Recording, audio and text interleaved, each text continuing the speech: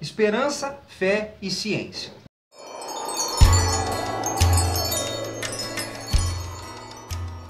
Na tomada de consciência, não é? Que vai nos colocar de acordo com a realidade, ou seja, no exercício da realidade, não é isso? Na busca pelo reconhecimento da realidade e na interação por essa realidade, a esperança parece ser um recurso fundamental. Sem a esperança, este contato com a realidade, essa interação com a realidade, este acordo que a gente pode travar com a realidade, vai gerar desespero. Então, é importante que o sujeito tenha certa cota de esperança para que ele possa se dedicar à psicanálise. E uma esperança, né, não só no resultado dessa psicanálise, mas uma esperança do que pode vir. Porque a psicanálise vai agir como uma desobstrução da tomada de consciência e esta desobstrução vai trazer para ele uma quebra de narcisismo. Então, cada quebra de narcisismo, e dentro do processo psicoterapêutico não é diferente, carece-se de esperança. Então, lá em 1917, o Freud vai falar, por exemplo, do Copérnico, né? Que ele vai trazer a ideia de que o planeta Terra não é o centro do universo. Então, para se quebrar essa ideia, ele vai falar sobre o heliocentrismo, vai dizer que o Sol é o centro do universo, mas pouco importa para a gente agora. De qualquer forma, foi uma quebra de narcisismo, deslocou-se o sujeito de um centro, não é, para uma posição mais vulnerável.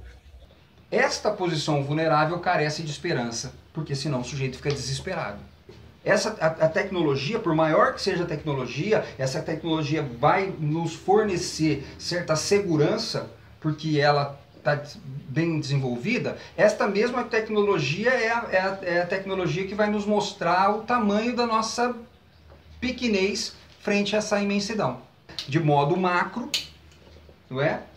Como de modo macro? Mostrando a vulnerabilidade do ser humano frente à imensidão, e de modo micro também, mostrando a vulnerabilidade dele frente às doenças que podem acontecer de micro-organismos que a gente não tem contato e que ainda assim estão atuando no nosso corpo. Não só dentro da perspectiva material, mas a nossa mente é uma caixinha de surpresa. Nós não somos donos da nossa morada enquanto mente, enquanto psíquico. O Freud colocou isso, a terceira ferida narcísica que o Freud vai relatar no texto citado acima aí, né, uma dificuldade no caminho da psicanálise, é justamente essa. O ego não é senhor da sua morada. Não somos donos da nossa própria vontade. A maior parte do sujeito mental, do sujeito psíquico, é inconsciente. Então quer dizer, eu não posso confiar em mim. Eu não posso não só confiar em mim, mas eu não posso confiar no outro. E como é que eu faço para continuar vivendo com essa verdade? Só com esperança. Eu não sei até que ponto o meu sentimento de culpa, o meu sentimento de remorso não pode estar fazendo um estrago na minha própria vida em termos de autopunição. Ou melhor, eu sei, né? É que a gente faz vista grossa. Na verdade, a gente sabe muito bem o quanto a gente se mata um pouco a cada dia. Não é isso? Cada um do seu jeito. Não é? Um por droga, outro pelo jogo, outro pelo sexo, outro pelo sei lá o quê. Não é isso? Cada um faz de uma forma a sua autopunição. Bebida, né? Droga, bebida, droga, né? Não é isso? Ou o suicida em potencial mesmo, que muitas vezes não apresenta nenhum tipo desses sintomas, mas que de uma hora para outra vai lá e se enforca na maçaneta do quarto.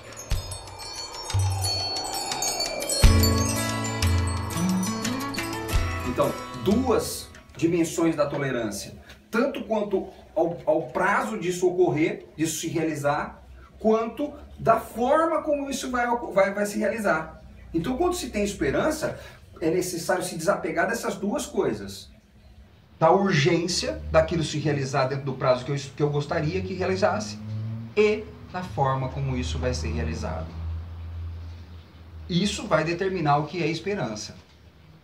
Não é? Muitas vezes a gente está falando de alguma coisa extremamente subjetiva, mas o que é esperança? Então vamos já pensar nessas duas características, no desapego dessas duas coisas, no tempo da realização e da forma como vai ser realizado. Gente, isso está dentro da perspectiva da psicanálise ou não? Sim. Você percebe? Porque assim, quando você recebe um paciente, é justamente isso. Ele não vai apresentar qualquer melhora, se é que eu posso designar o que é melhora aqui, né? Dentro do prazo que você espera. E nem ele próprio espera. E nem da forma como ele espera, porque você não sabe o que é melhora. Muitas vezes a melhora é justamente dele ser capaz de cair em luto, cair numa depressão, porque ele está evitando isso o tempo todo. E oportunidade de olhar para si. Uma oportunidade de olhar para si. Faz sentido isso? Muitas vezes a melhora dele é passar da esquizoparanoide, que é extremamente para fora, não é? E cair na posição depressiva, que é extremamente embotada. Então, o que é melhora? O que eu estou esperando que aconteça? Não é? No lugar comum, a melhora seria que assim, ele se livrasse de todas as dores e saísse dali pulando, não é? Alegre, renunciando o tempo e renunciando a forma. Que aí vai se caracterizar na genuína esperança. Lembra o inconsciente, né? Sem tempo, sem forma. Isso, muito bem colocado. O Ricardo falou, não sei se vocês ouviram aqui, lembra justamente o inconsciente. Sem tempo e sem espaço determinado. Forma, jeito, maneira. O próprio Freud fala que a psicanálise é de um encontro de dois inconscientes. Sim. Né? Então precisa que tenha essa ligação para que seja esperança e para que seja psicanálise. Ouviram o que a Jéssica falou? Né? Então, a proposta do Freud é essa, é o encontro de dois inconscientes. Né? Então é necessário que os dois possam ter esperança. Um só com esperança não dá. A primeira experiência do protótipo, não vamos chamar de esperança, né? Seria nessa expectativa de seio que o bebê tem, expectativa inata de seio que ele tem ao nascer, não é? E que essa expectativa possa ser cumprida. Quando essa expectativa é cumprida, ele cria, não é, um registro de que aquilo que ele esperou veio. Essa criação desse primeiro registro vai ser fundamental para que ele possa desenvolver a experiência de esperança para o resto da vida dele. Ah, professor, e quando ele não viveu isso? Tem chance de viver em outro lugar? Tem, nós temos esperança que a gente consiga fazer isso no setting terapêutico. Eu pensei, você foi meio longe, assim. A gente trabalha com a mente, mas eu pensei em algo sem a mente. Eu fui lá no espermatozoide, né? Ele vai com esperança, ele vai embora. Pois né? é, vai sem saber onde está indo. Pois é isso mesmo, também. Super empolgado. E querendo ou não, a função materna, ou seja, o óvulo, vai acolher aquilo, vai dar uma certa estabilidade. Não sabemos aí se a gente pode chamar de esperança, né? Ouviram o que o Ricardo propôs? Ele está falando assim que antes, né? O espermatozoide que tem esperança de achar o óvulo, né? Assim, o protótipo de esperança, sem dúvida. Né? Se e não nem houver... podemos supor que não tem uma mente também. Pois é. Né? Gente, não tem como desenvolver esperança se não for através do vínculo.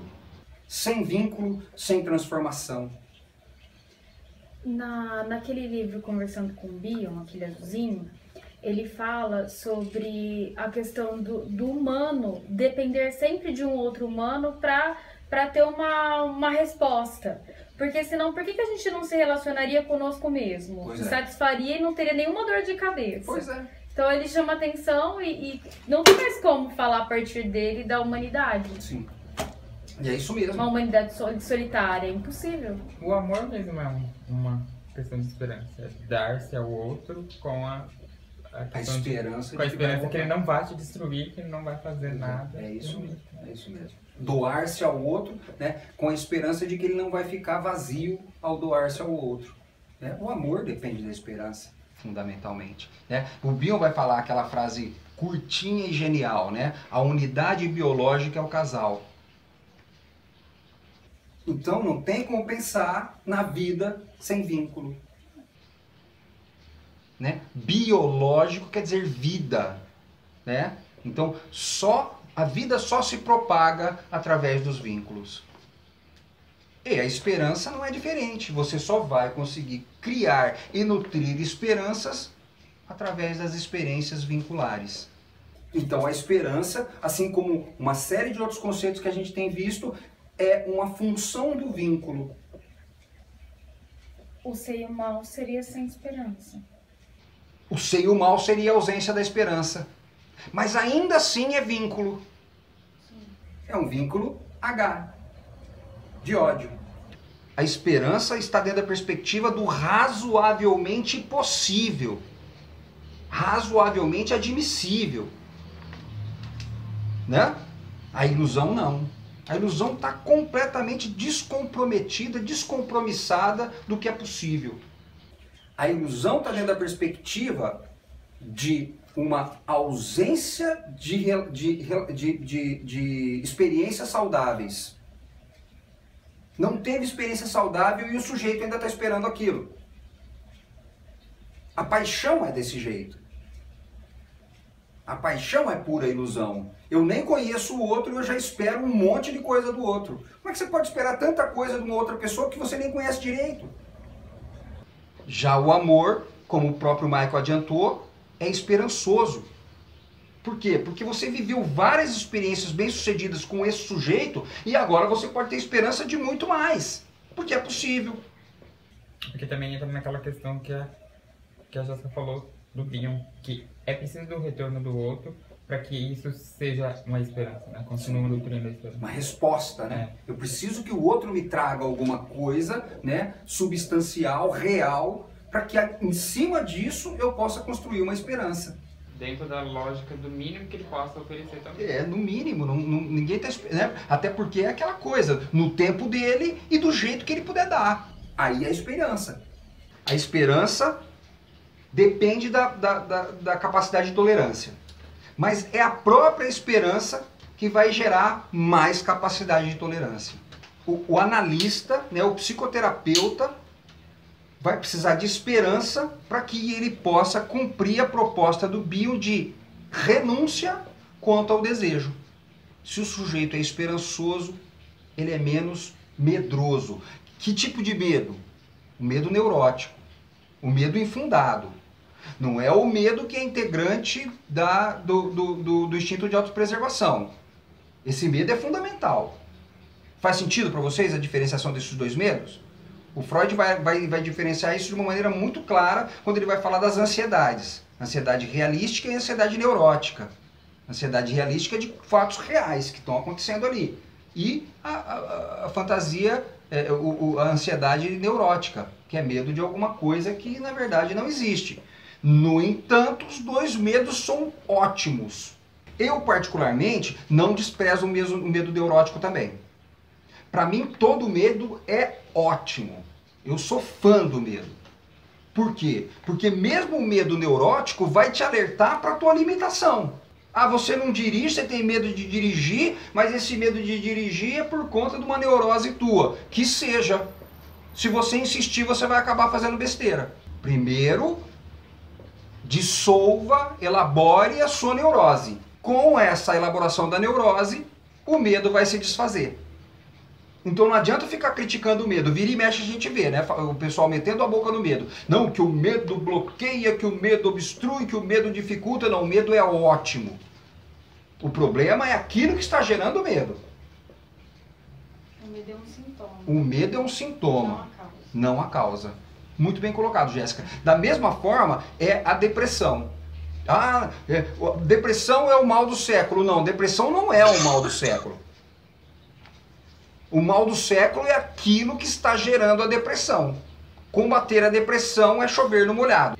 Eu lembro que nas aulas ainda, acho que 2014, você comentou isso, do medo. E na época fez muito sentido, porque eu tinha acabado de tirar a carta e não fazer baliza no centro.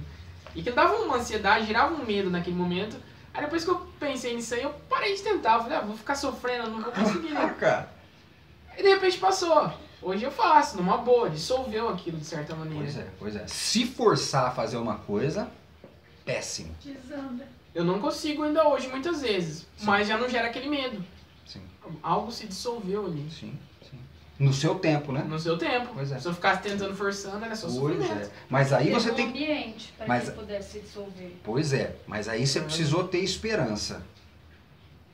Se você não tivesse esperança, você tinha largado mão de dirigir.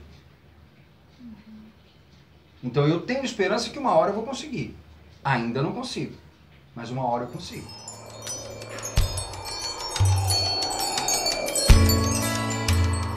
Olha que coisa interessante. Então, no fato passado, a memória é diferente da recordação. Por quê? A memória é fria. A memória é um dado armazenado no compartimento da memória, né? Que você vai lá e busca. A recordação não. A recordação é uma coisa viva, afetiva, que transforma, que está o tempo todo irrigada de emoções, não é? Que brota em vez de buscar. Que brota em vez de ser buscada, de ser resgatada. Isso mesmo, Jéssica. No fato futuro, né? Estamos falando do passado. No fato futuro também tem duas perspectivas, a ilusão e a esperança. A ilusão é egoísta. A esperança é tolerante. Para o olhar desatento, memória e recordação é a mesma coisa. Para o olhar desatento, ilusão e esperança é a mesma coisa também. Mas para nós não.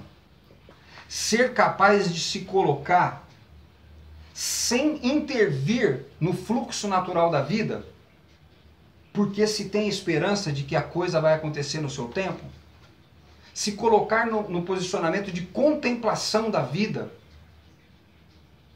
sem intervir no andamento das coisas, ser capaz de esperar com esperança até que a coisa possa se transformar no seu tempo, né? O que é a fé?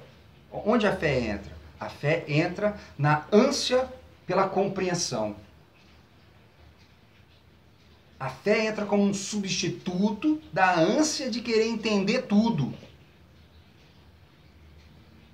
De querer saber tudo. Se eu não entender, não existe. Se eu não entender, eu não admito. Se eu não conseguir ter uma boa compreensão sobre a coisa, não existe para mim. É um sujeito completamente sem fé. Naquilo que diz respeito ao tempo presente, eu nunca sei. Não dá para saber o que está acontecendo agora. Eu posso, no máximo, estar sendo. Depois que passar, aí eu posso saber. Mas agora não. Ninguém sabe o que está acontecendo agora. Daqui 1 minuto você já sabe o que está acontecendo há 1 minuto atrás, mas agora não. E quando você começa a pensar isso, me dá um desconforto danado. Porque você imagina que você sabe. Né? Mas daqui a pouco você fala assim, nossa, por que eu falei aquilo? No meio da experiência, ele não está sabendo, ele não sabe o que é aquilo. É só a fé que faz com que você seja capaz de viver o tempo presente. O sujeito que não tem fé, ele não consegue perceber que aquilo que está acontecendo de ruim na vida dele está dando para ele uma chance de aprender muito.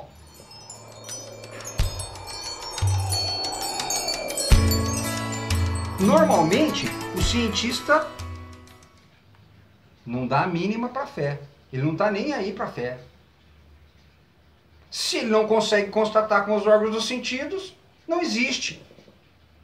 Só passa a existir se for possível ele constatar com os 5 sentidos. Precisa estar dentro de um critério muito bem estabelecido de confirmação.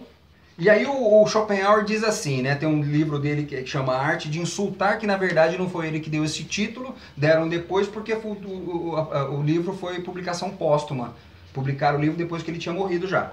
A fé e o saber não se dão bem dentro da mesma cabeça. São como lobo e cordeiro dentro de uma jaula.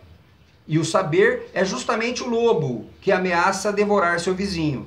O saber é feito de uma matéria mais dura do que a fé, de modo que, quando colidem, a última se quebra. Fé e saber, não é? Quando vem a fé e o saber brigar, adivinha quem vence? O saber. Porque a fé é frágil. O teu aparato sensorial te leva até O. Mas você não pode abrangê-lo com o seu aparato sensorial. Você chega até ele, mas você não consegue abrangê-lo. Então o Bill não se desfaz da ciência, ele não se desfaz da proposta científica, mas ele inclui a fé nesta perspectiva. O saber é uma ponte até O, mas não pode abranger O. A ciência usa o método analítico. A própria psicanálise traz essa ideia analítica. E a palavra análise quer dizer dissecar, quer dizer separar. Separar do todo. Para que eu conheça alguma coisa, eu preciso destituí-lo do todo. Faz sentido ou não? A história, por exemplo, que se propõe a estudar um período, ela estuda esse período desvinculado do resto do tempo. Por isso ela pode saber sobre esse período. Se esse período estiver junto do resto do tempo, eu não tenho como conhecê-lo. Faz sentido ou não? A fisiologia, por exemplo, quando vai estudar o corpo humano, a anatomia, ela precisa cortar os pedaços do corpo. Tirar o pedaço para estudar o pedaço separado do todo. Porque se tiver no todo, ela não tem como conhecê-lo. Mas aí deixa de ser real. Foi arrancado do contexto da realidade que se configura como um todo. Então não dá para conhecer a realidade. Só um pedaço. E se é um pedaço, foi tirado da realidade. Somos ignorantes frente à realidade. Não dá para conhecer a realidade. Só quando a gente faz esse processo de arrancar, cindir um pedaço, não é? E aí nós temos a ilusão de que a gente conhece isso. Mas a gente só conhece isso porque isso está separado do todo. O tempo não é fracionado. Ele é eterno. Ou você acha que o tempo começou quando o planeta Terra começou a existir? Não, já tinha o tempo. Mas nós instituímos que o tempo começa a partir da possibilidade do homem registrar. Aí eu posso ter conhecimento. Mas quando eu coloco esse tempo na eternidade, acabou a possibilidade de conhecimento. Assim como é preciso dividir o espaço, que na realidade configura-se na dimensão do infinito. Ainda assim, os enunciados religiosos mais atendem aos requisitos da transformação em O que os da matemática, lá em 1965. Então, em 1970, no Atenção e Interpretação, ele vai dizer, olha, eu estou defendendo aqui o ato de fé como científico, mas esse ato de fé eu diferencio do ato de fé religioso. Não é disso que eu estou falando, ele diz. Mas ainda assim, existe uma vinculação direta com a formulação religiosa. E ele próprio reconhece, já devia reconhecido em 1965, de que as formulações religiosas podem contribuir muito mais com a busca por aquilo que a psicanálise está procurando do que as formulações da ciência precisa, como é o caso da matemática. No entanto, a psicanálise vai se fartar no uso de tudo isso, tanto da arte, quanto da ciência, quanto da religião. Uma psicanálise integrativa. Uma psicanálise que usa um princípio de continuidade. Uma coisa como continuidade da outra. Não uma coisa separada da outra. Uma une a outra. Uma une a outra, uma ajuda a outra. E aí precisa haver aquilo que o Bill sugere quanto a common sense. Senso comum. Se não tiver um senso comum entre todas essas áreas, para mim não interessa nenhuma. A psicanálise precisa da ciência. Você precisa de um horário para o teu paciente vir. E você precisa dizer para ele que é dentro da sala que ele vai ficar. Isso tudo só é possível por causa da ciência. Foi a ciência que determinou um horário, o tempo. não é? Foi a ciência que determinou que aqui é dentro da sala e ali é fora da sala. Então nós precisamos da ciência. É graças à ciência e à tecnologia. Sem a luz, não estaríamos aqui. Então a psicanálise precisa da ciência. Senão a gente não estaria transmitindo para a Espanha, né? Para a Vila Azul. Isso aqui. Não é isso? Então nós precisamos da ciência. Então, na realidade, não é dizer que a psicanálise não é científica, mas é transformar o conceito de ciência, abrangendo aquilo que não é sensoriamente palpável, sensoriamente perceptível. E aí vamos nos fartar das formulações religiosas lá em Eclesiastes. Se vocês não conhecem o livro do Eclesiastes, fica o convite. Porque lá no capítulo 1, versículo 18, porque quanto maior era a minha sabedoria, maiores eram minhas preocupações. Aumentar os conhecimentos apenas traz consigo o aumento da aflição.